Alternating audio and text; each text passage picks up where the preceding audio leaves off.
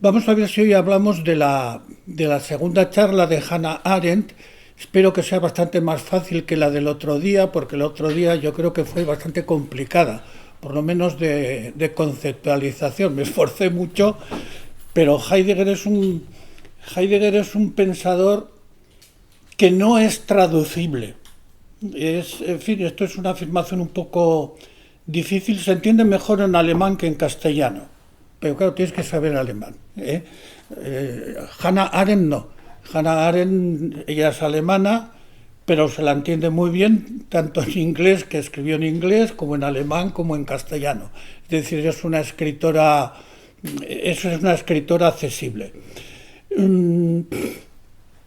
He titulado esta charla Grecia, política y racionalidad, y a mi modo de ver el título es muy extraño, porque nosotros en la vida cotidiana nuestra, no digo en la cultura occidental, pero en la vida cotidiana nuestra, estamos acostumbrados a un tipo de política en donde parece que son dos cuestiones absolutamente incompatibles, la política y la racionalidad. No en las teorías, sino en la vida cotidiana.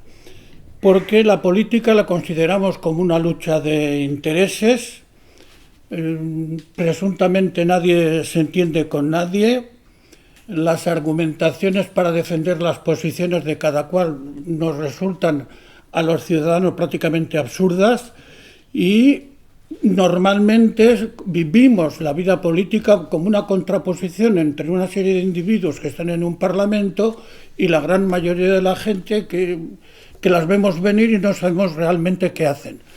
En cambio, para Hannah Arendt, el mundo político griego es precisamente lo contrario de esta experiencia cotidiana que tenemos nosotros sobre la política. Hannah Arendt va a defender el mundo de la política griega, o la imagen que nos va a dar de la vida griega es la de un modo de convivencia político racional. Esto es yo diría, el resumen. Ya veremos luego cómo desarrollamos esto, ¿no? Es decir, que para Hannah Arendt los griegos supieron explicar, someter y organizar la vida política, la convivencia política, dentro de un orden de razón. Esto es la interpretación que Hannah Arendt va a dar del mundo griego. Hannah Arendt es una pensadora mucho menos conocida que Heidegger. Voy a hacer un mínimo resumen de su vida. Es una pensadora a la que cada vez se le da mayor importancia. Se dedicó sobre todo al estudio del pensamiento político, más que del pensamiento político, de la vida política del mundo actual. Y, en fin, tuvo una vida realmente agitada. Cuando ella era judía, cuando llegó Hitler al poder, tuvo que emigrar el año 33. Estuvo, en fin, primero en París con Benjamin y otros intelectuales más o menos, digamos, marxistoides, más o menos de ese grupo.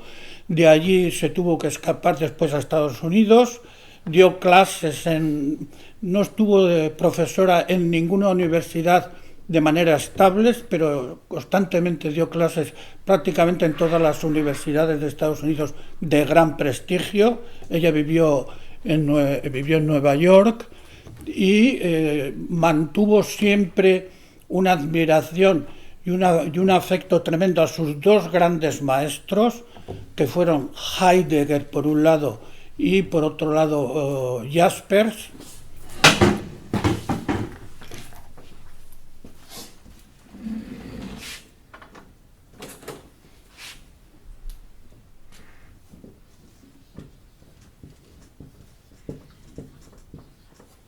Igual el rojo tiene más... Mejor, el rojo. Sí. Vale.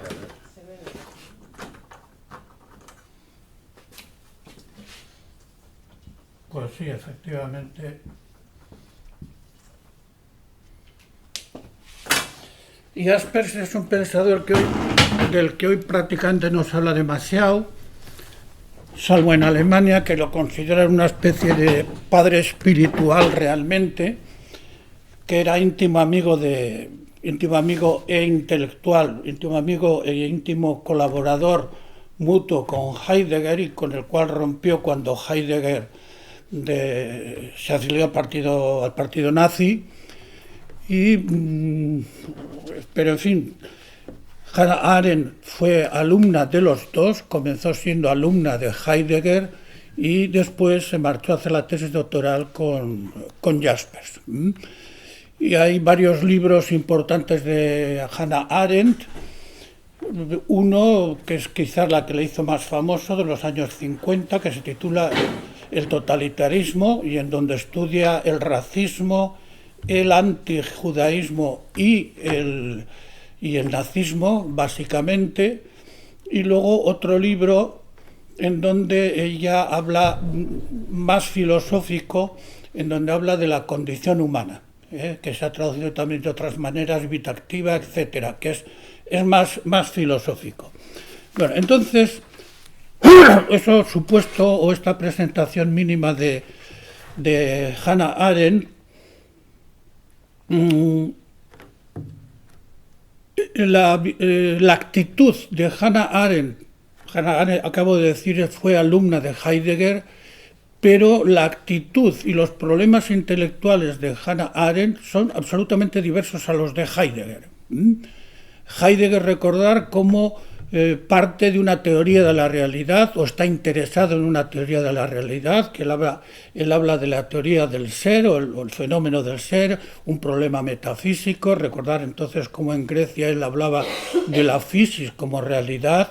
Hannah Arendt, en cambio, lo que le interesa no es la realidad, sino lo que le interesa es la actividad humana.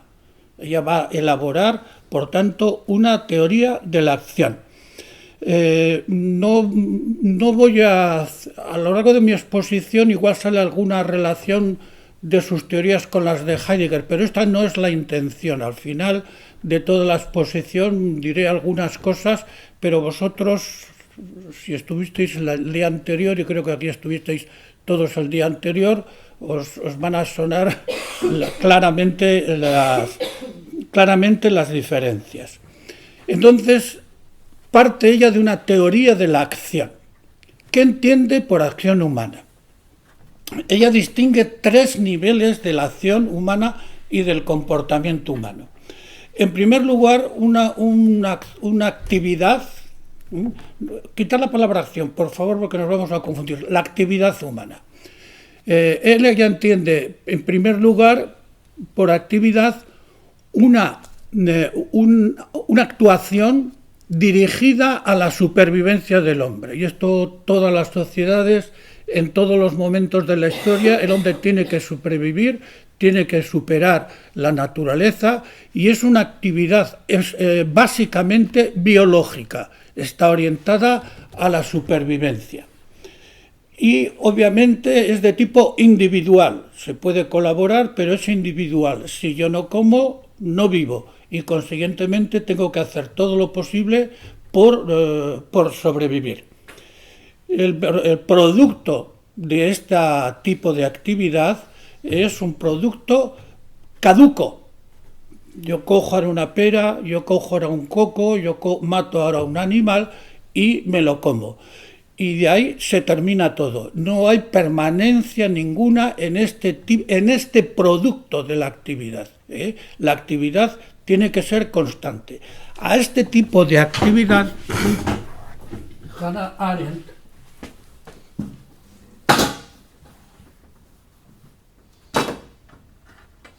lo han traducido así, y vamos a dejarlo nosotros también, lo llama labor. La labor es, por tanto, un tipo de actividad humana orientada a la supervivencia.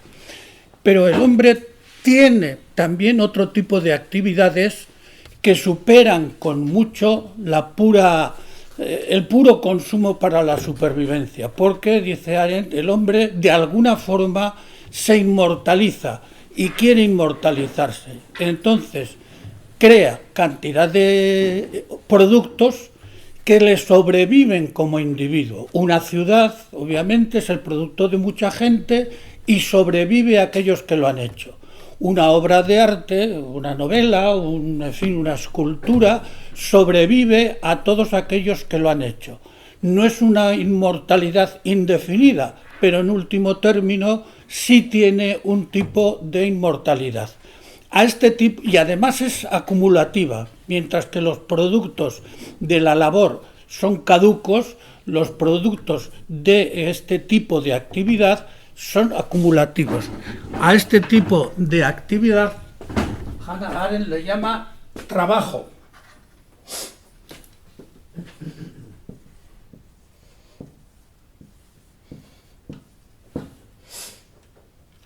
Y finalmente hay otro tipo de actividad que es el de las relaciones entre los hombres.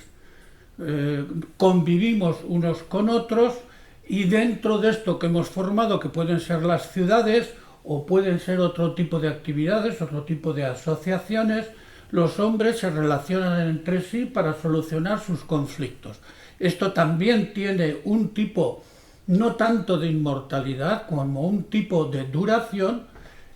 Sobrevive a cada uno de los miembros que han intervenido en esta actuación a través de las generaciones, y a este tipo de actividad le llama propiamente acción. Por eso os he dicho que por favor os olvidáis del término acción. O sea, la actividad humana se compone de estos tres componentes. Ninguno excluye a los otros, pero cada uno de ellos es más complejo que el anterior. El trabajo necesariamente supone que el hombre satisface sus necesidades y la acción de convivencia supone también que hay una serie de componentes y productos de la actuación humana que son de alguna forma estables. Esta es la concepción básica que tiene Hannah Arendt de la acción.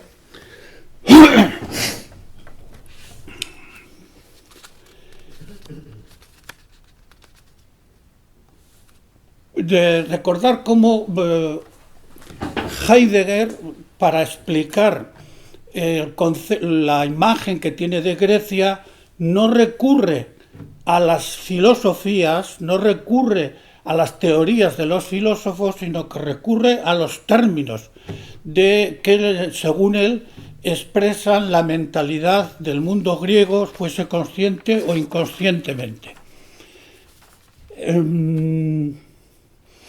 Bien, Hannah Arendt, dentro de esta teoría de la acción, hace también un análisis del presente.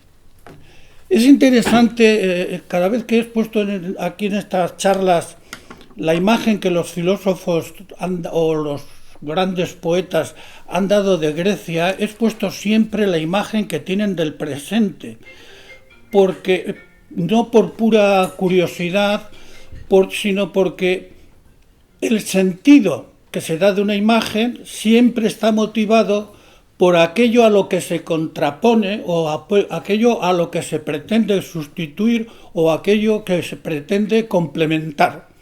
Entonces, por eso cuando hablé de Heidegger hablé de la tecnología, cuando hablé del idealismo alemán, de Hölderlin y demás, hablé de la necesidad de crear una literatura propia y nacional, y ahora tengo que decir también qué es la imagen que tiene Hannah Arendt, cuál es la imagen que tiene Hannah Arendt del mundo presente.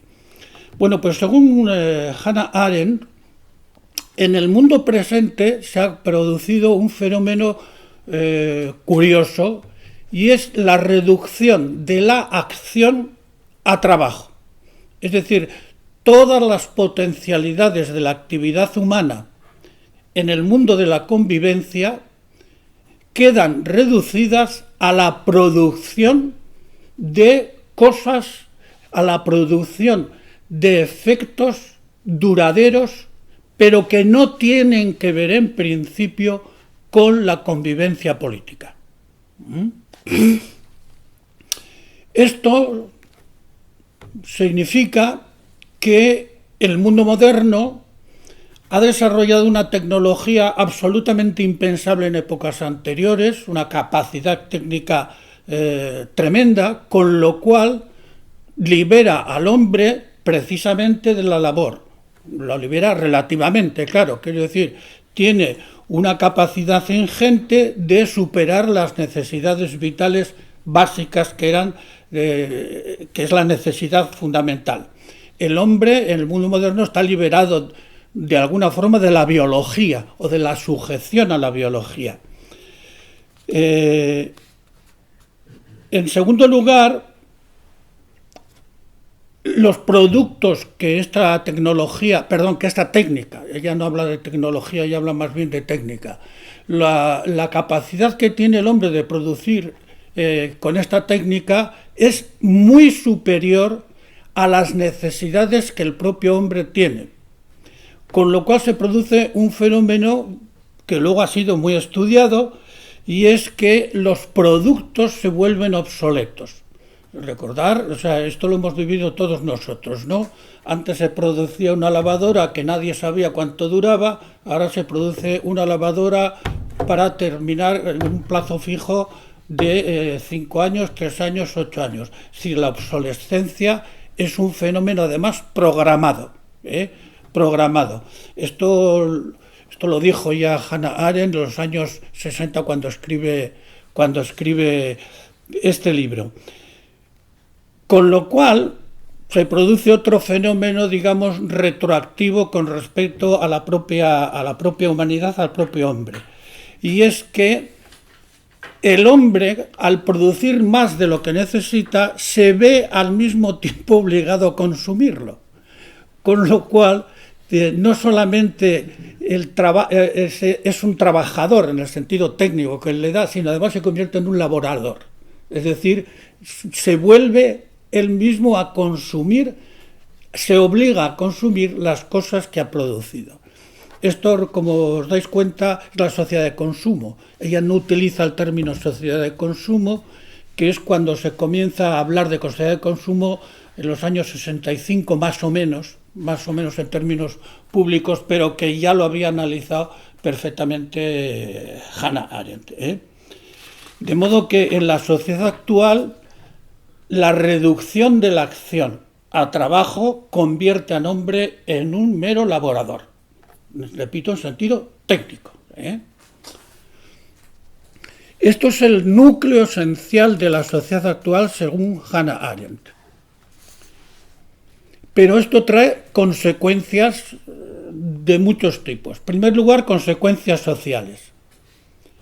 Según Hannah Arendt, en el mundo actual ha desaparecido la distinción entre mundo privado y mundo público, que era muy importante, sobre todo, digamos, en torno a los siglos XVIII.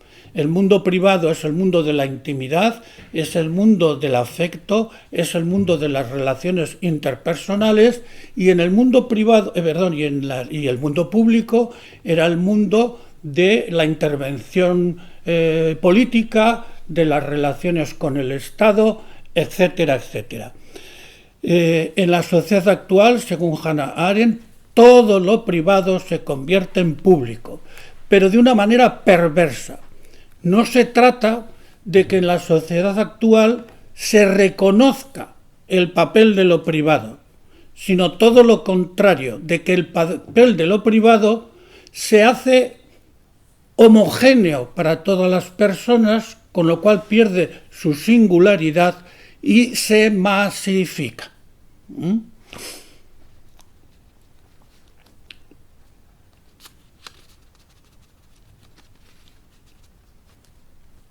Hay un fenómeno hoy día que Hannah Arendt, en fin, sería una confirmación absoluta. Se masifica de tal forma que hacen los realities.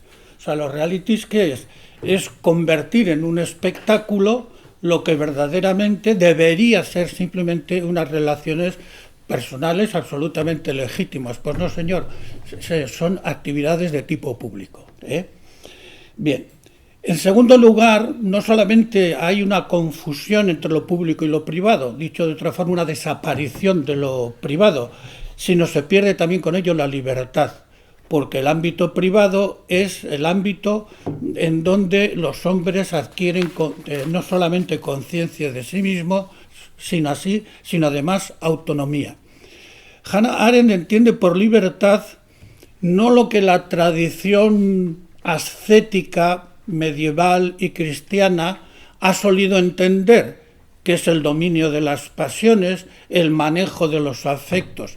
Hannah Arendt entiende por libertad la capacidad de iniciativa, es decir, la capacidad de crear formas de vida propias, que pueden ser individuales o pueden ser colectivas. Dicho de otra forma, la libertad es creatividad, básicamente creatividad. En esto Hannah Arendt no es novedosa, está en la línea de Kant, que también hablaba de que la libertad también, por supuesto, es autodominio, pero es básicamente la capacidad de crear, la capacidad de crear. Con lo cual, según Hannah Arendt, el mundo actual vive en una paradoja. Tiene más capacidad de liberarse de lo biológico y de las necesidades humanas, precisamente por este invento técnico, y al mismo tiempo es una sociedad en donde dirime su libertad, elimina su libertad, sometiéndose precisamente a esta capacidad que él crea. En vez de ser una sociedad libre, es una sociedad perfectamente sometida a sí misma.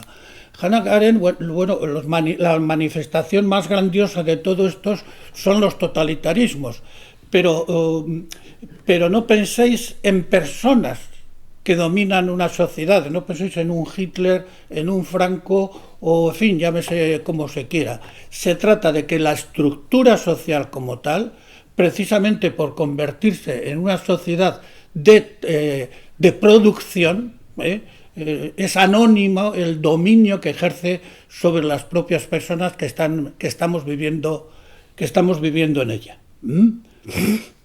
Bien. Y tiene también consecuencias no solamente sociales, sino también tiene consecuencias filosóficas. Ella considera que todo el pensamiento que nace de Descartes, la duda metódica, es realmente efecto de este tipo de producción. ¿Por qué? Pues porque las cosas, dice Hannah Arendt, en esta sociedad no tienen valor ninguno, no tienen consistencia ninguna. Recordad que también Heidegger hablaba del mismo problema con la mentalidad tecnológica, ¿no? Entonces diríamos que la duda metódica surge porque al perder las cosas un valor y convertirse en pura mercancía, en pura evanescencia, en que cada cosa vale como cualquier otra, o es mensurable de alguna manera en términos cuantitativos, eso es el valor de cambio. El hombre no puede fiarse de las cosas mismas. Entonces, ¿en qué se tiene que fiar el hombre para sobrevivir? En sí mismo. Y es el nacimiento de la subjetividad moderna. Es el personaje clave de esta subjetividad quien lo formuló de una manera más clara, no en términos filosóficos, sino teológicos, fue Lutero. Lutero es el que introduce en el mundo moderno el principio de que el sujeto es el que debe decidir sobre su fe o su no fe.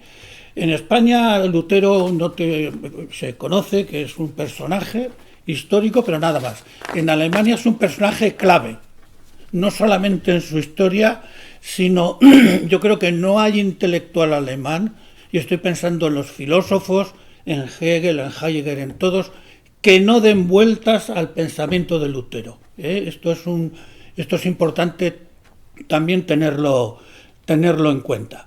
Entonces, y el utilitarismo, obviamente, es la otra variante de la duda metódica o de esta evanescencia del valor de los objetos. El utilitarismo consiste en que las cosas valen lo que yo hago de ellas y nada más. De modo que la duda metódica, que es el racionalismo de Descartes, y el utilitarismo del siglo XIX serían las dos variantes, consecuencia filosófica de este primado del trabajo sobre la acción. o sobre, si queréis, sobre la vida realmente política. Bueno, esto es el panorama que ella hace del mundo contemporáneo, del mundo actual. ¿Qué papel juega la imagen de Grecia en este panorama? ¿Por qué Hannah Arendt estudia al mundo griego? Primera observación, Hannah Arendt no ha dedicado ningún estudio específico al mundo griego. Así como Heidegger ha dado cursos y cursos y cursos y ha publicado cosas sobre filósofos griegos, sobre esta terminología que el otro día expuse, en fin, forma parte de su imaginario filosófico y sobre el poder que él ha tenido en el mundo contemporáneo. Hannah Arendt no tiene ningún estudio específico, nada más que algún articulito poco sobre ya diré, sobre Tucídides, etcétera, etcétera. Y sin embargo, no hay estudio de Hannah Arendt en ninguno de los libros que yo he leído de ella, artículos que no haga referencia a los filósofos griegos. Siempre. Aristóteles es una especie de agua de molino que vuelve permanentemente. Aristóteles sobre todo, más que Platón, y sobre todo, como vamos a ver, el análisis de la vida política griega, más que también las filosofías. Ella comenzó sus estudios universitarios asistiendo al primer curso que dio Heidegger sobre los griegos, o primer curso, en fin, consistente. El año 26, Heidegger todavía no era catedrático, pero era un profesor muy famoso en Alemania, en Marburg, y ella fue a escucharle, una chica de 19 años, y Heidegger dio un curso de un semestre sobre el sofista de Platón. Y a ese curso asistió Hannah Arendt. Ella ya tenía muchas aficiones sobre el mundo helénico, porque incluso había formado un grupo de amigos, ella procedía del norte, de Königsberg, en la patria de Kant, que ahora pertenece a Rusia, curiosamente, ¿no? En Polonia, y me parece que es en Polonia ahora, la actual Kaliningrado. Y había formado un grupo de amigos en donde se reunían, no sé, era los miércoles o jueves, para traducir textos griegos. Pero verdaderamente su inmersión tremenda en el mundo griego fue a través de Heidegger. Entonces, cuando se expone a Hannah Arendt, hay que hacer, el expositor, en este caso yo, me vais a permitir, tiene que hacer la labor exactamente inversa a la de Heidegger. Cuando expones a Heidegger tienes que sintetizar mucho. Cuando expones a Hannah Arendt el mundo griego, su imagen del mundo griego, tienes que rastrearlo y al mismo tiempo explicitar lo que de alguna forma oculta pero presupone. Que esto es lo que voy a hacer yo, una especie de síntesis. Por eso hay muy pocos escritos sobre la imagen que Hannah Arendt tiene del mundo griego. Así como de Heidegger hay miles de libros y miles de artículos.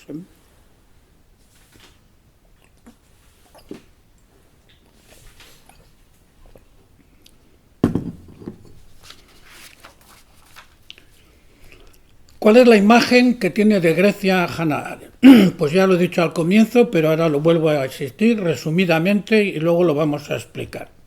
Según Hannah Arendt, el mundo griego es una sociedad política que concibió el diálogo como forma de resolver sus conflictos.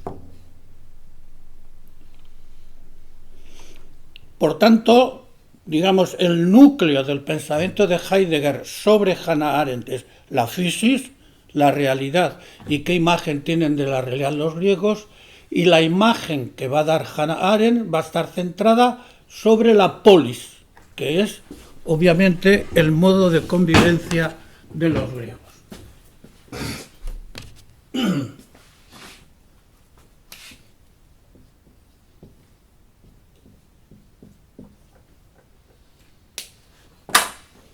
Ya sabéis, aquí hay filólogos y que política procede precisamente de esta palabra, ¿no? La política es el arte, la técnica de la polis.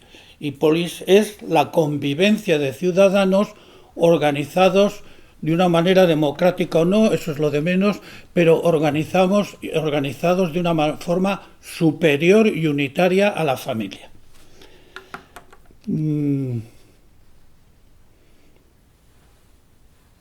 Intenta explicar a través entonces de la forma política, o sea, de la forma de convivencia política, luego habrá que explicar qué entiende ella por vida política de los griegos, intenta explicar pues todas las manifestaciones culturales griegas, su lenguaje, sus géneros literarios, el arte, la filosofía, etcétera, etcétera.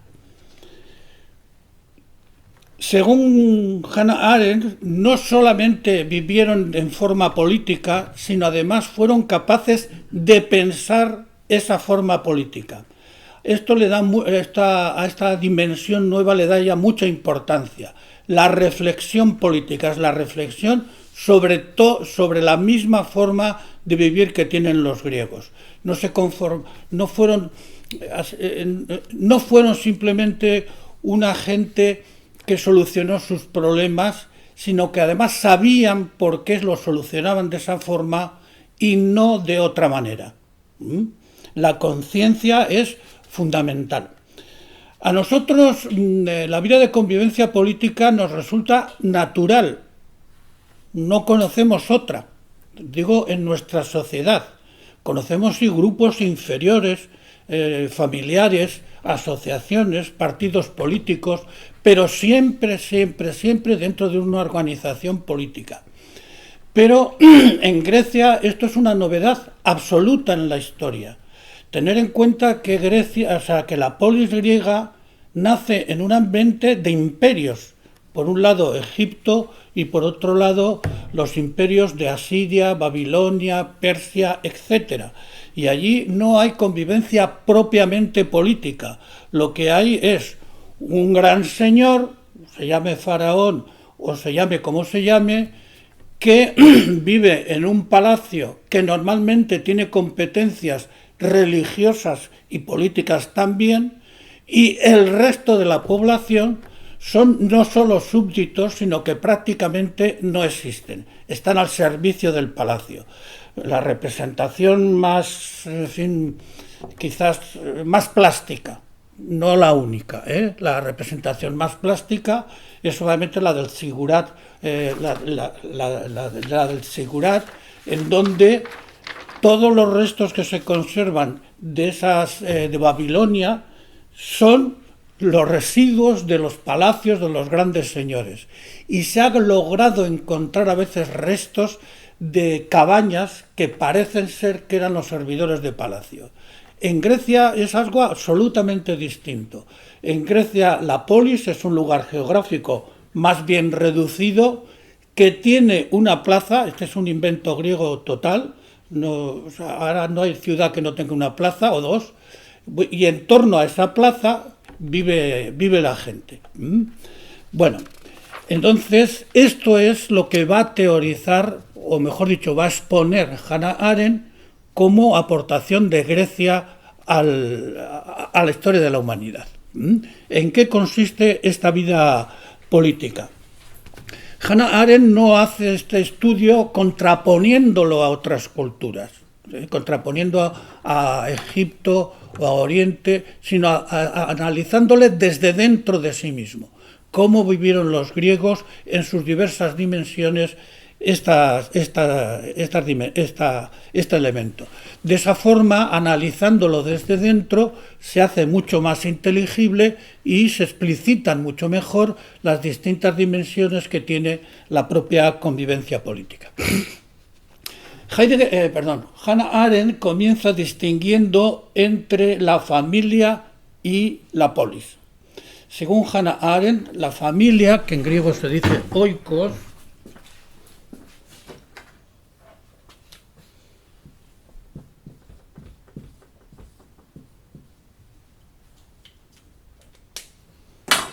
economía, etcétera, son términos que proceden de ahí, ecología, por supuesto. Según Hannah Arendt, y yo creo que esto es difícil de negar, la familia está formada por el padre, la madre, los hijos, los esclavos, los animales y las tierras. Esta es una familia griega. Entonces, la familia tiene por función básica y fundamental la supervivencia. Es decir, es el ámbito de la labor, en términos técnicos que he señalado antes. Y en esta familia hay un señor y dueño que es el padre, que es el despotes, es un señor absolutamente tiránico que puede disponer sin ninguna restricción prácticamente de la vida de todos los que están a su servicio, incluida por supuesto sus mujeres. La relación entre los miembros de la familia es de poder y de obediencia. Uno manda y todos los demás obedecen. La supervivencia está garantizada dentro de la familia desde el punto de vista, digamos, individual por el padre y desde el punto de vista colectivo y de la especie por la madre, que es la que permite la generación biológica. ¿Qué es en cambio la polis? ¿Qué es en cambio la ciudad? La ciudad es el ámbito público, no es el ámbito privado. ¿Y quiénes se dedican a la vida política? En el sentido técnico, la vida se dedican todas aquellas personas que pueden estar libradas de las necesidades biológicas y al mismo tiempo dedicar el tiempo sobrante a actividades comunitarias. Es, por tanto, el ámbito de la libertad. Una libertad igualitaria. Todos los miembros que participan en una comunidad política son libres. Pero la libertad es entendida no como un acto de justicia, sino fundamentalmente como un acto de igualación. Mientras que la política es el ámbito de la libertad, la familia es el ámbito, como veis, de la violencia en Grecia.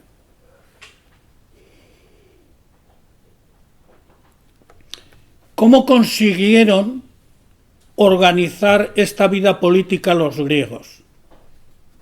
Porque esta es la estructura básica, la familia frente a la polis, o la polis frente a la familia. Lo consiguieron a través de dos elementos básicos, uno con la palabra y otro con la acción. La palabra, ya conocemos el término, es el logos.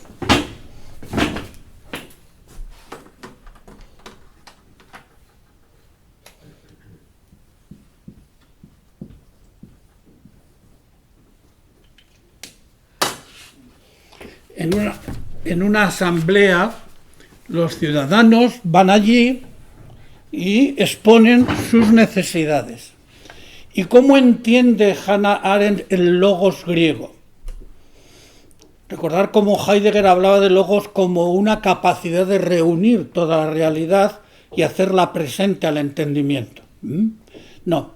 Según Hannah Arendt, el logos del ciudadano, del político, del hombre griego, del hombre libre, consiste, en primer lugar, en que cada uno expone sus opiniones y crea un estado de opinión, que es la doxa.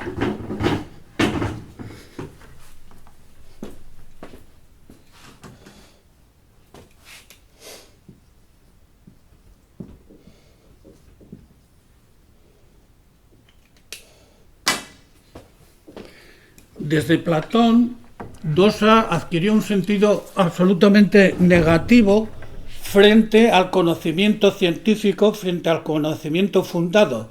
Este no es el significado que le da Hannah Arendt. Doxa es un estado de opinión, mezcla de muchas opiniones que expresan los intereses de cada uno de los individuos.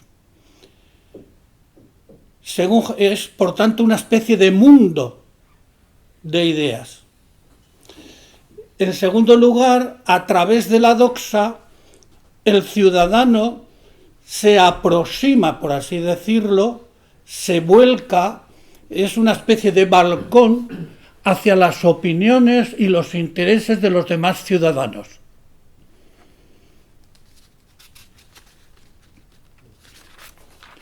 Y en tercer lugar, dice Hannah Arendt, y esto también es muy importante, a través de la doxa, el ciudadano se va desidentificando con la colectividad.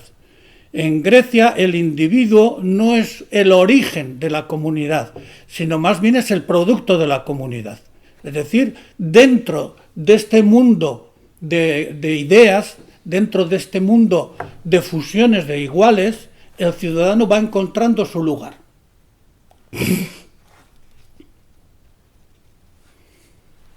Y este es el diálogo, otra palabra griega.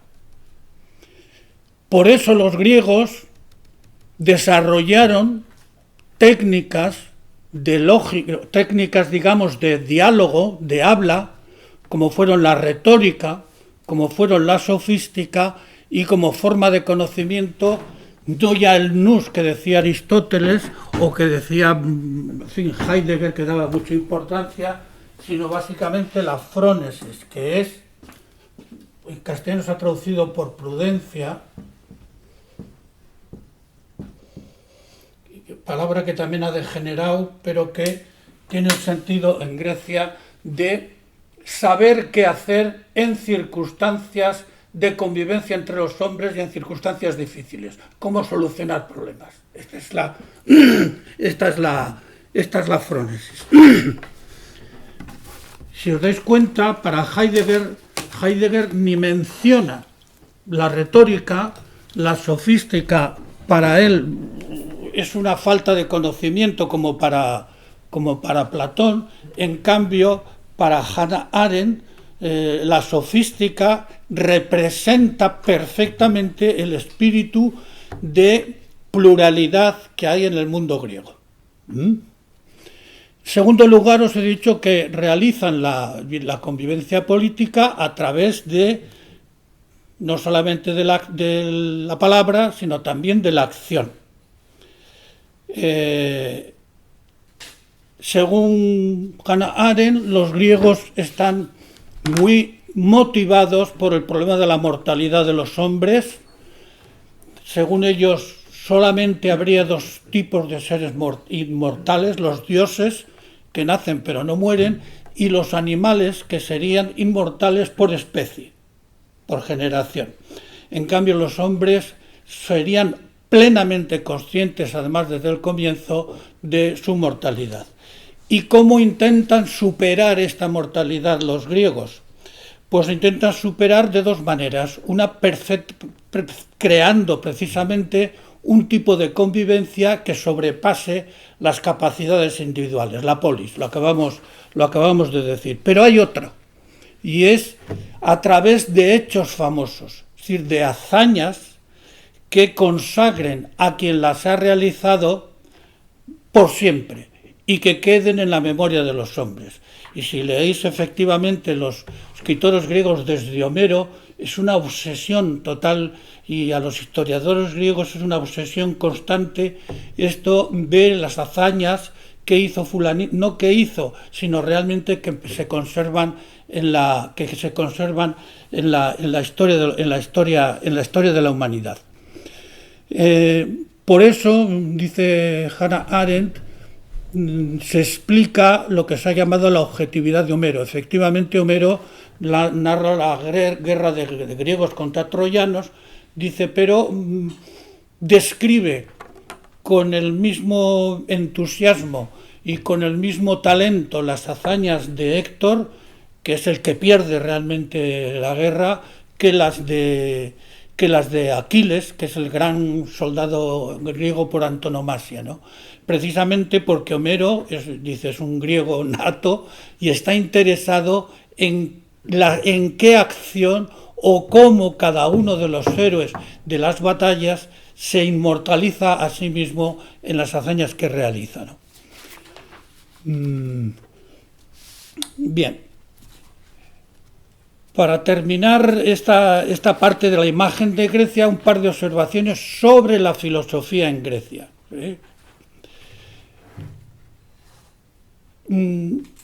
Los grandes teóricos del mundo filosófico griego en la modernidad han sido Nietzsche y Heidegger. Y los dos han insistido en que en la historia del pensamiento griego hay una grieta. Nietzsche habló de que Sócrates es el hombre más antigriego habido y por haber, porque él pensaba que los presocráticos eran, digamos, el prototipo de vitalidad griega, y Sócrates era un hombre absolutamente racional y frío, habría acabado de alguna manera con toda la mentalidad mítica y a través de Sócrates el resto de la filosofía griega. Heidegger introduce también una cesura en el pensamiento griego, no en Sócrates, sino en Platón. Platón sería un hombre escindido, el otro día lo dejé entrever, simplemente entrever, porque en Platón habría una doble visión de la verdad, y toda la cultura occidental, tanto para Nietzsche como para Heidegger, estaría desde desde Sócrates, con una frase terrible de Nietzsche, dice: desde Sócrates hasta Wagner la cultura occidental no ha producido nada. Es una frase que te deja muy helado. Cuando ves una catedral gótica o una colección de romances, o en fin, para Nietzsche eso no es nada.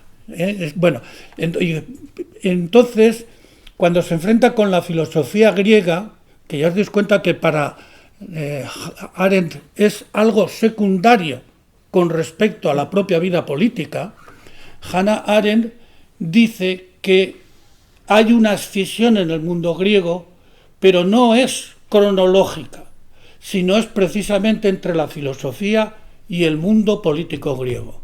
Los filósofos griegos, ella está pensando en Sócrates, Platón y Aristóteles, son los únicos que maneja, son lo antigriego por antonomasia. ¿Por qué?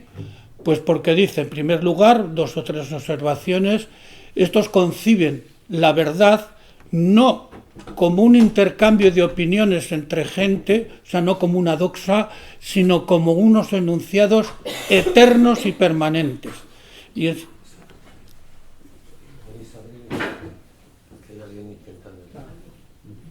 Está intentando entrar. Ah, sí, están llamando, sí.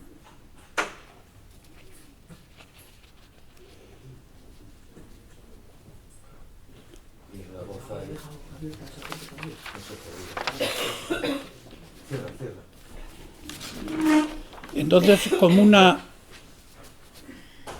la verdad como algo eterno y permanente, y en segundo lugar, por su elitismo. En fin, el caso más extremo es obviamente el de Platón, que llega a decir que el filósofo, o sea, que la vida del hombre libre, estos aceptan todos, no está para colaborar con la comunidad y para participar en las tareas de la comunidad, sino está para el autocultivo, es decir, para entregarse a este mundo eterno, que es el mundo de la verdad, y por si fuera poco, para someter al resto de la gente a esta visión que el filósofo tiene de lo que es lo auténticamente bueno y llevarlo a la, digamos, y conducirlo a esa verdad que él de alguna forma ha previsto. La idea del rey filósofo de Platón es algo, digamos, sería el culmen de esta manifestación. En Aristóteles está más calmado, pero desde luego la idea de que la vida filosófica es la vida suprema sigue viviendo perfectamente. Bien. Hecha esta imagen de Grecia, ¿por qué Hannah Arendt recurre permanentemente en los momentos probablemente más importantes de su reflexión al mundo griego? No recurre solo al mundo griego, estudia también muy bien el mundo medieval y demás, pero ¿por qué recurre constantemente al mundo griego? En primer lugar, porque el mundo griego es un hecho real. Es decir, esta convivencia política entre los hombres de manera racional ha existido. Y eso es un alivio en el mundo actual. ¿Por qué? Porque en el mundo actual, según ella, vivimos inmersos en un totalitarismo que nos reduce prácticamente a trabajar para sobrevivir y a sobrevivir para seguir trabajando, y entonces encontramos un mundo en donde hubo una posibilidad de vencer a la necesidad y de ser libres. Entonces el mundo griego no solamente es una utopía posible, sino que fue un hecho real y por tanto los hombres actuales también podemos conseguir ese hecho real. En segundo lugar, porque Hannah Arendt no se limita a hablar de los grandes logros del mundo griego, sino que que hace también el análisis de las grandes deficiencias, como es, por ejemplo, el hecho del sometimiento de la mujer, de la existencia de los esclavos en el mundo griego y de la tiranía del propio hombre filosófico, que ella nunca se consideró filósofa, aunque todos los demás la consideramos una filósofa. ¿Por qué? Precisamente porque ella ve en los filósofos el prejuicio de intentar orientar a la humanidad con las ideas. Obviamente ella estaba muy escarmentada de la mayoría de los filósofos, en concreto de Heidegger, porque Heidegger, su maestro, se había pasado al mundo nazi. Pero esta es otra de las variantes, mejor dicho, de los méritos que tiene, a mi modo de ver, Hannah Arendt en el mundo griego. No solamente hablar de sus virtudes y de sus logros, sino también de sus deficiencias y de sus lacras, ¿no? Y bueno, pues esto sería el papel de Grecia en el mundo, en la imagen que tiene Hannah Arendt del mundo actual, que es por tanto una especie de modelo y de estímulo. Si queréis resumir en palabras, la actitud básica de Heidegger y de Hannah Arendt, ahora volvemos ya a lo que planteaban estas charlas. Los términos básicos de Heidegger, recordar, eran physis, aletheia, logos y logos, tres básicamente. Y los términos que pueden ser básicos en Hannah Arendt son el de polis, logos o legein, y pratein, que es praxis, que es la acción y es la convivencia de la gente. Los términos de Heidegger son muchísimo más abstractos que los de Hannah Arendt, y además las de Hannah Arendt son términos de acción, tanto en el sentido de que hablan del ámbito del que hablan y al mismo tiempo del modo como hablan de ese ámbito. Bien. Y ya para terminar la charla y el conjunto de estas dos charlas, recordar que el título era Grecia, Enigma y Espejo. Heidegger y Arendt tienen, como habéis visto, dos imágenes muy, muy distintas del mundo griego. Uno es una imagen metafísica, el otro es una imagen política del mundo griego.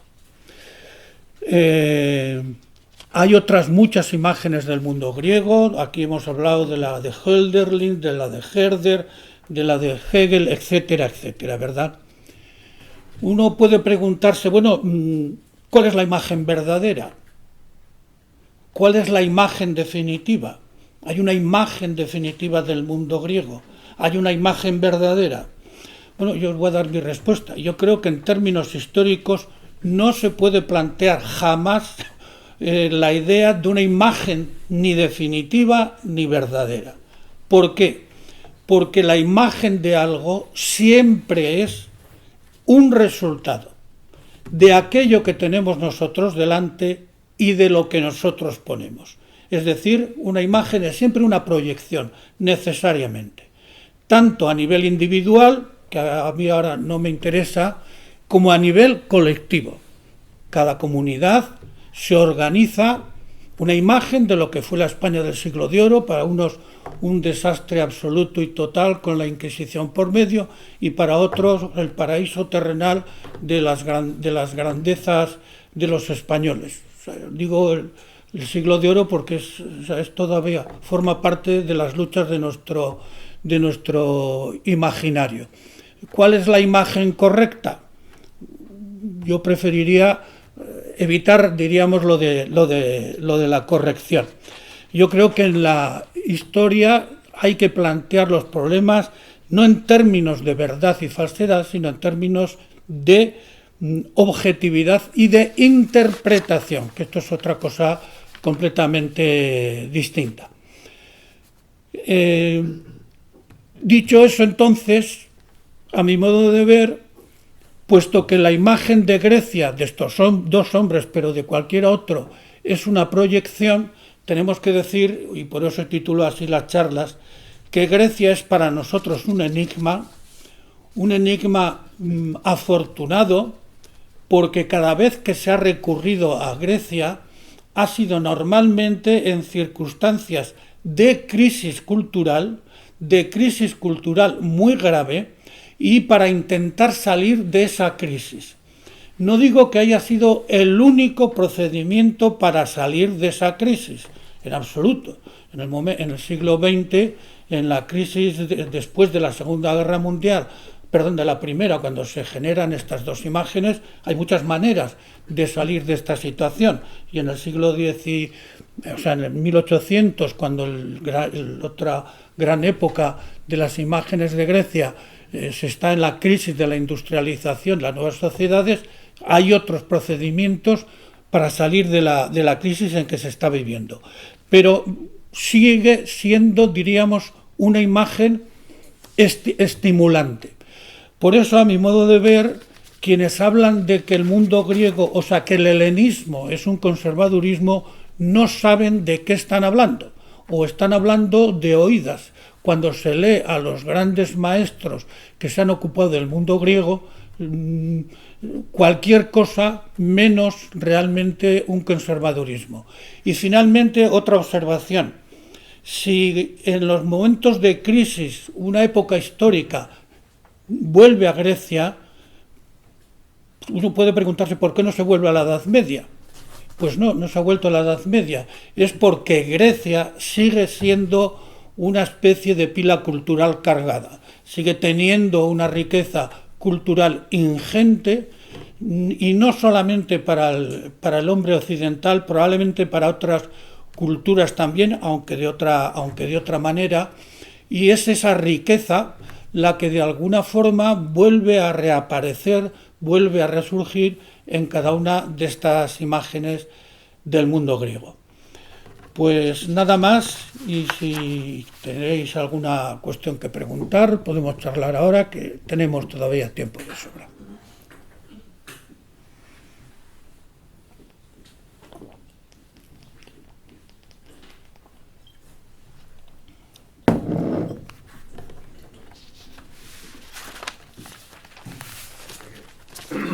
Parecería que algunos sí que vuelven a referirse a la Edad Media.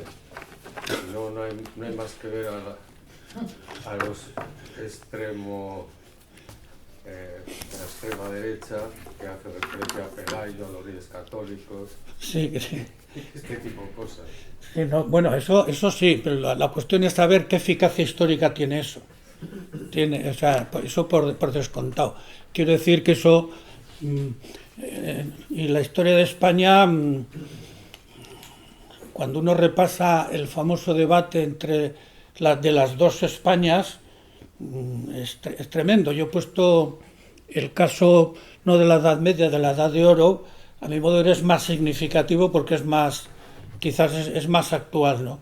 Y porque siguen escribiéndose libros y libros y libros. El otro día todavía asistí yo a una conferencia en donde se hablaba de la institución libre de enseñanza, una de las grandes aportaciones de la cultura española del siglo XIX a la cultura española, o sea, Bueno, pues el expositor hizo una exposición muy detenida de la institución libre, pero lo contraponía a una España que era todos los tópicos, absolutamente todos los tópicos de Felipe II, fusionado con la Inquisición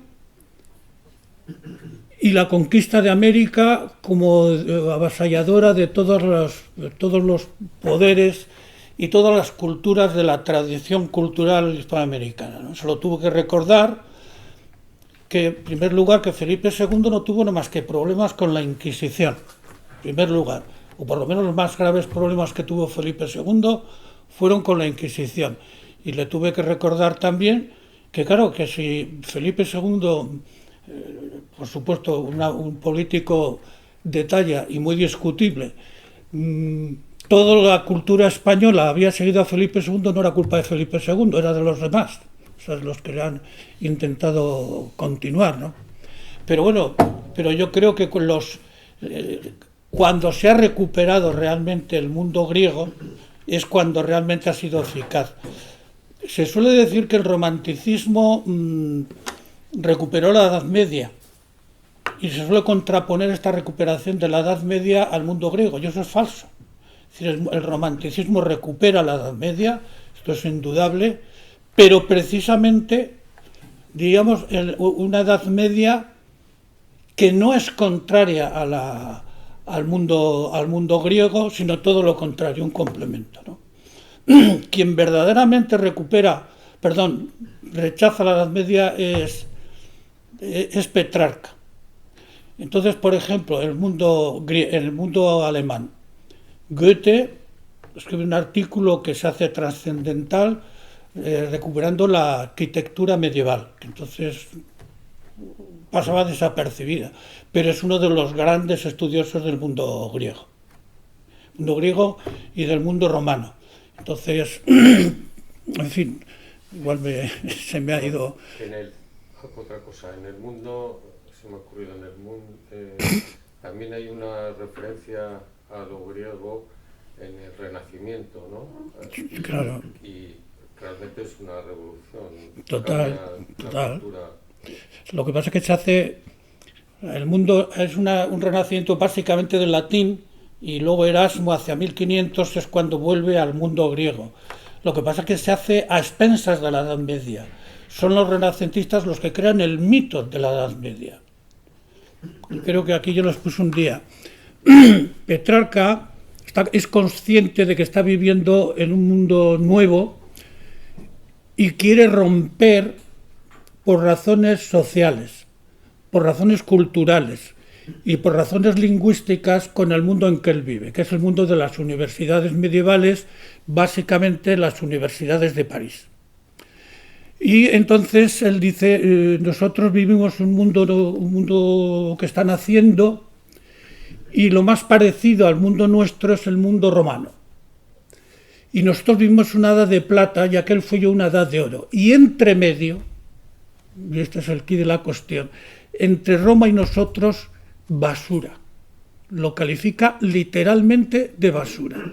Es decir, ahí en ese momento nace el mito de la Edad Media y al mismo tiempo la descalificación de la Edad Media. Yo creo que hoy ningún historiador aceptaría eso, ni siquiera aproximadamente. La Edad Media se está revalorizando mucho, ¿no?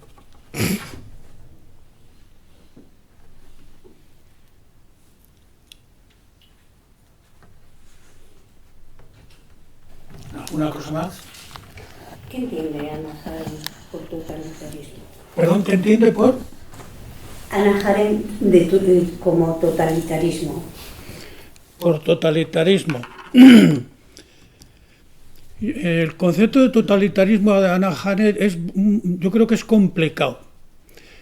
Entiende un fenómeno más que político-social en el cual se dan cita, en primer lugar, lo que he mencionado yo como la reducción de la acción del hombre a trabajo y, por tanto, la productividad sin más, la productividad por la productividad y la eliminación de todo valor a las cosas convertidas en medio.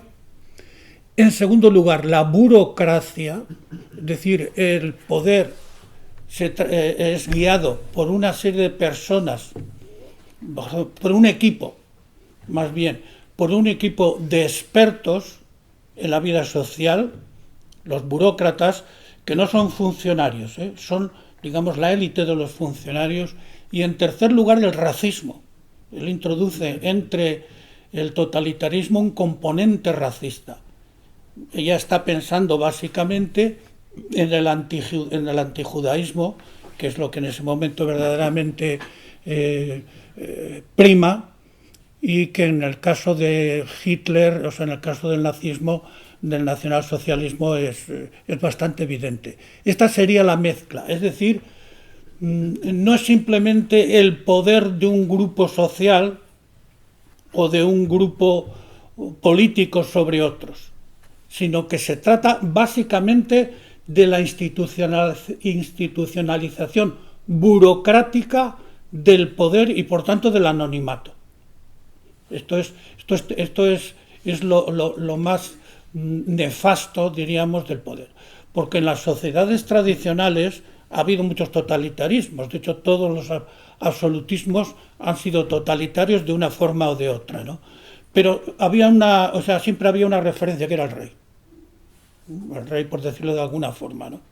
Entonces, y el rey tenía sus mandatarios, sus dignatarios, se sabía quién mandaba en dónde y qué es lo que mandaba.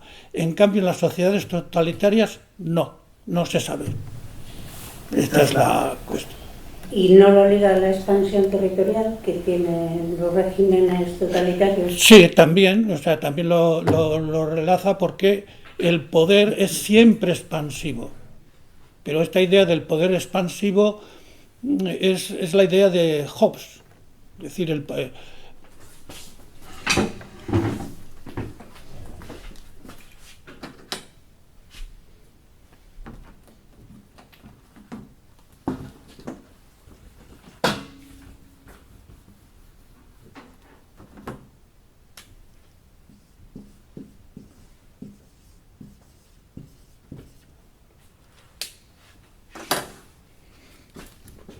Hobbes, el teórico del 17, que esta gente conoce muy bien, claro. Hobbes sostiene, pero esto lo había dicho también Maquiavelo, que el poder en principio no solamente se expande, sino que necesita expandirse para defender el propio poder que tiene.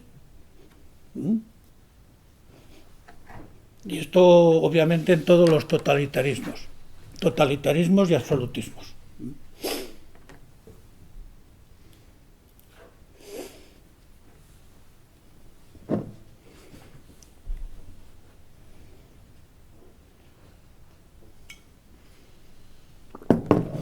Ahí las últimas novelas, ¿habéis leído a John le Carré? Sí. Las últimas novelas de John le Carré, a mi modo de ver, son extraordinariamente interesantes, aparte de divertidas, porque exponen una noción de poder que nadie sabe quién manda ahí.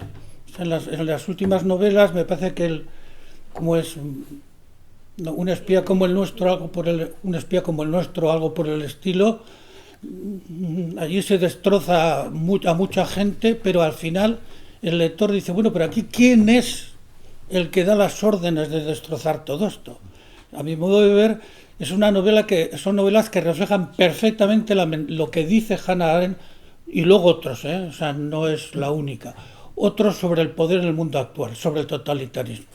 El totalitarismo no es un individuo, no es un Stalin, no es un Hitler que mandan, sino es precisamente todo lo que está debajo. Por eso ella también, cuando habla del mal, dice, ¿qué responsabilidad tienen los que cumplen las órdenes? O sea, el mal difuso. Esto es lo terrible de la sociedad actual.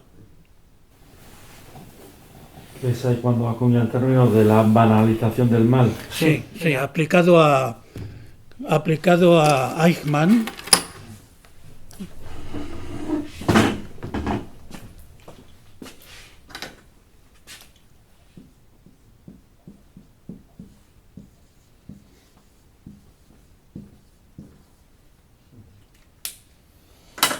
Eichmann, recordad, fue el personaje encargado por los nazis, por Himmler, para organizar el exterminio de los judíos.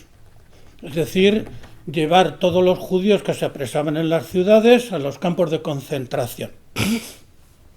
Entonces, cuando ya había publicado el libro sobre el totalitarismo, una empresa editorial norteamericana, no recuerdo cuál, con la que ella trabajaba, le dijo a ver si por favor quería ir de corresponsal al juicio de Eichmann, el año 60-62. Se han hecho una película muy bonita sobre el particular. Y entonces ella fue. El libro es precioso, además se lee muy bien porque es un reportaje periodístico. Es relato de cómo se coge a los presos, cómo le cogen a Eichmann, cómo le toman las confesiones, cómo se produce el juicio y demás. Es un libro muy, muy bonito. Bueno, y entonces al final ella simplemente hace una reflexión y dice cómo en la sociedad actual uno puede cometer las mayores atrocidades, por ejemplo, organizar el exterminio de 6 millones de judíos y 2 millones de gitanos y otra pila de gente, pues como quien come una ciruela. Y a esto lo llamó ella banalidad del mal. Se le echaron encima a la gente porque yo creo que no han leído ese libro, o sea, yo tengo la impresión que no lo han leído, pensando que ella decía que exterminar en un campo de concentración o en los campos de concentración miles de judíos era una banalidad, pero no dice eso, lo que dice es exactamente lo contrario.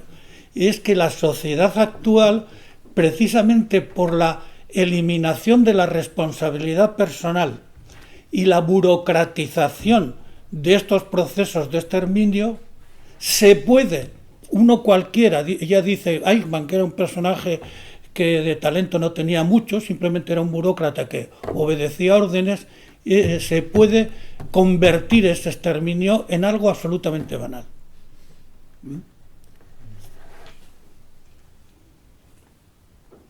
Está en la edición de bolsillo y es interesante. ¿Lo has leído? Sí. ¿Verdad que es precioso ese libro? Me impactó y además hace un análisis del sionismo también interesante para mí.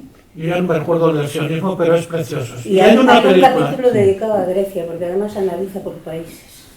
Sí, analiza por países la resistencia de los daneses, Serbia. Sí, es muy bonito, muy bien hecho ese libro. Está realmente.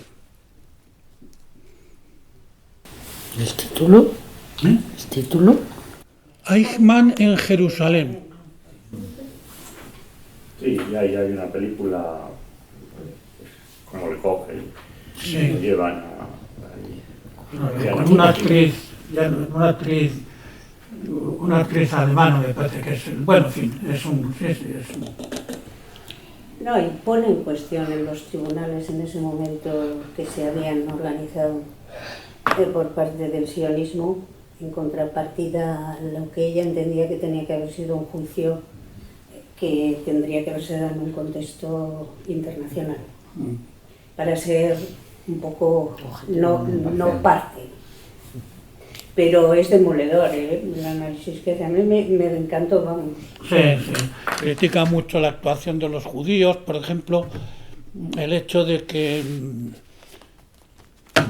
al comienzo, cuando viene Hitler y empieza Hitler a meter a judíos al poder, según ella, las asociaciones judías de Alemania no protestaron para evitar males mayores, bueno, en fin, y se organizó dentro del propio mundo judío ella era judía, claro, se organizó un debate muy fuerte y se conservan escritos de ella dentro de ese debate, con Scholem, que es uno de los popes no del sionismo, sino de la historia de la religiosidad judía en el mundo actual. Vamos a salirnos del tema. Hoy día, ¿qué filósofos o qué pensadores están podríamos decir, enfocando el conflicto de los palestinos y los israelíes? No lo sé. Que hoy solamente son las naciones, los gerifaltes políticos los que estamos escuchando lo que piensan, lo que dicen y tal. No hay ningún movimiento filosófico, no hay pensadores que... Te voy a dar, o sea, me interesa muchísimo, es salirse del tema, si queréis lo hablamos. Sí, sí. Bueno, esto es un tema que a mí me apasiona y te voy a dar mi opinión. No sé si hay filósofos, yo me imagino que los filósofos se habrán posicionado, pero el problema es que en la sociedad actual los filósofos no tienen voz. Es decir, me refiero a lo siguiente. Si se coge en los años 20, o sea, del final de la Primera Guerra Mundial, hasta los años 60, después de la Segunda Guerra Mundial, los filósofos eran hombres que hablaban y se les escuchaba. Pensar, por ejemplo, en Hannah Arendt, pensar en Sartre, pensar en Camus, en Heidegger. O sea, cada uno con sus opiniones, con sus maneras de decir, con sus posicionamientos, Marcel, etcétera, etcétera. Es decir, los filósofos eran hombres públicos.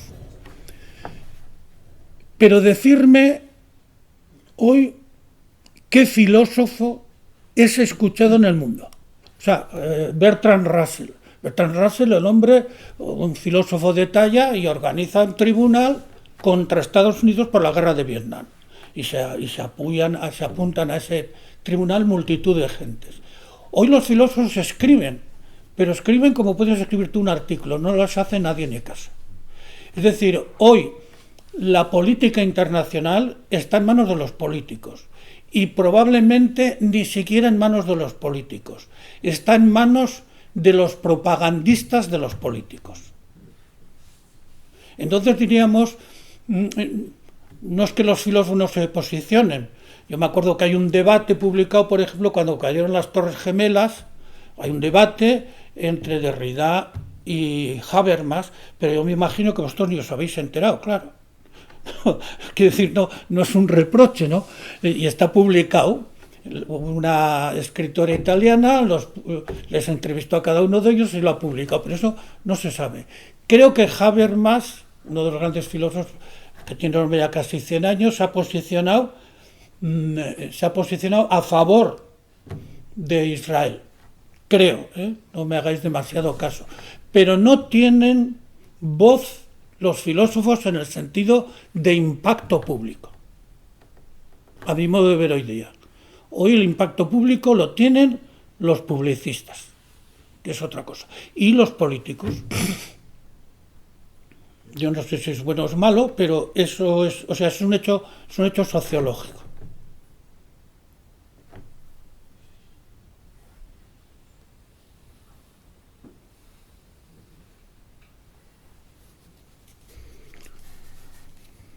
Bien. Hannah Arendt, por ejemplo, es una mujer que se posicionó, que yo recuerdo, sobre todos los problemas habidos y por haber en su tiempo. Quiero decir, se posicionó sobre la guerra de Vietnam, se posicionó sobre la guerra civil española, se posicionó sobre el movimiento estudiantil, se posicionó sobre el movimiento de los derechos civiles de los negros en Estados Unidos, pero se posicionó, o sea, no en una entrevista que le hacían, o sea, daba sus clases y en las clases lo hablaba, lo discutía, hay artículos a montones sobre el particular, pero no es un caso único, o sea, no es un caso muy especial porque ella se dedicaba a temas políticos, no, Habermas ha escrito sobre todo la vida y por haber, y hay artículos de absoluto fondo. Repito, es un hombre que tiene ya 100 años, pero que en los años, digamos, desde el año 80 hasta el año 20, ha sido quizás, o hasta el año 10, o el año 70 hasta el año 10, ha sido un punto de referencia en el pensamiento, no solamente en el pensamiento académico europeo, por descontado, sino en el pensamiento social. Ha escrito en los periódicos y cada vez que ha habido un problema, que si el aborto, que si ¿cómo se llama?, los nacimientos en probeta o no probeta, los artículos de la Constitución, etcétera, etcétera. Él ha dado sus opiniones, bueno, y se han discutido. O sea, son opiniones de gente muy bien informada, muy bien formada.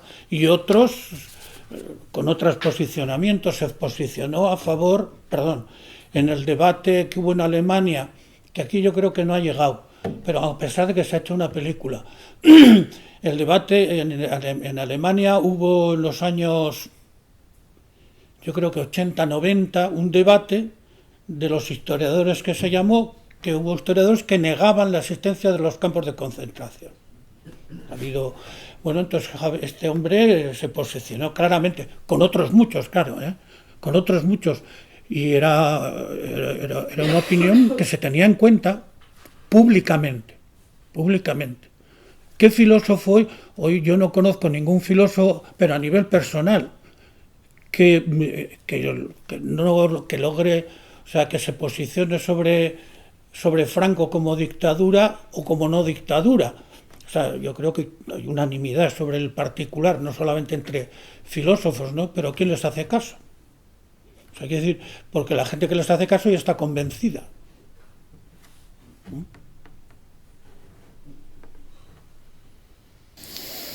He buscado en Google filosofía y Gaza. ¿Filosofía y Gaza, y hay muchos artículos en los que no he entrado, que dice que la filosofía occidental está en bancarrota por su reacción ante y por su falta de ética. De hecho, Habermas rechaza las acusaciones de genocidio contra Israel en Gaza. Entonces, no es muy halagüeño. Pero bueno, eso es una posición que a mí me ha llamado mucho la atención cuando me he enterado, no la sé en concreto, pero me ha llamado mucho la atención porque este hombre, te quiero decir, es digamos un socialdemócrata. No sé si milita en ese partido, pero es un hombre de mentalidad socialdemócrata, ¿no? Cuando yo eso me quedé un poco sorprendido, pero no se trata de la opinión de un filósofo o de dos de esta posición. Otros filósofos mantienen otras posiciones, pero lo que quiero decir es la incidencia pública de los filósofos. De hecho, en Grecia, ya que estamos en Grecia, ahora a nosotros Platón y Aristóteles nos parecen grandes hombres, pero en Grecia no pintaban nada. Es que esto hay que tenerlo en cuenta. Pintaron después, eso sí, es decir, pintaron al final del mundo cultural griego, ya las academias, o como se le quiera llamar, los centros de estudio, sí tenían relevancia realmente los filósofos, fueran Platón, Aristóteles, de esas tendencias o de otras. Los estoicos fueron hombres públicos, los estoicos fueron funcionarios de los emperadores. Entonces eran gente que participaba, pero, o sea, Platón no lo leía, bueno, aparte de que sabía muy poca gente leer, a pesar de que es un escritor extraordinario, la incidencia de Platón en el mundo griego es, probablemente, me refiero al griego de su tiempo, y digo de su tiempo probablemente nula, y la de Aristóteles es excuso de decir, o sea, porque lo de Aristóteles además es un filósofo mucho más técnico, porque por lo menos lo que se ha conservado de él, porque Platón es una delicia leerlo, o sea, es una prosa griega verdaderamente extraordinaria, ¿no?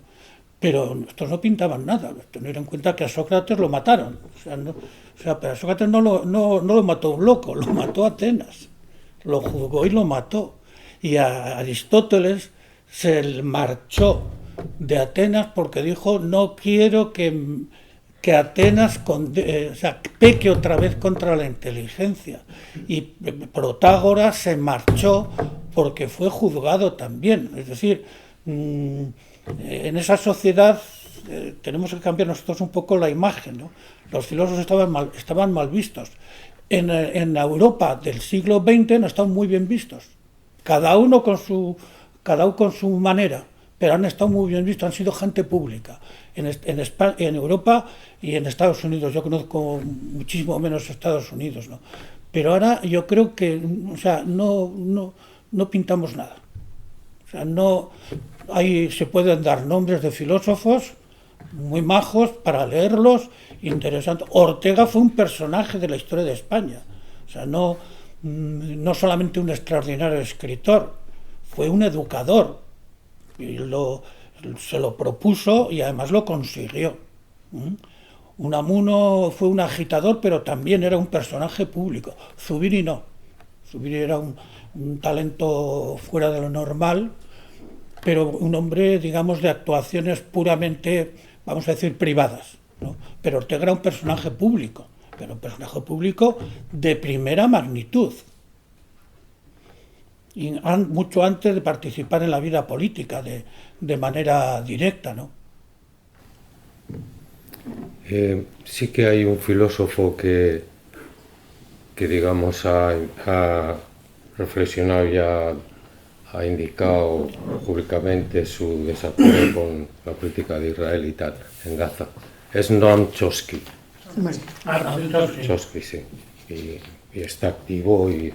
Eso es judío. Sí. Eso es judío.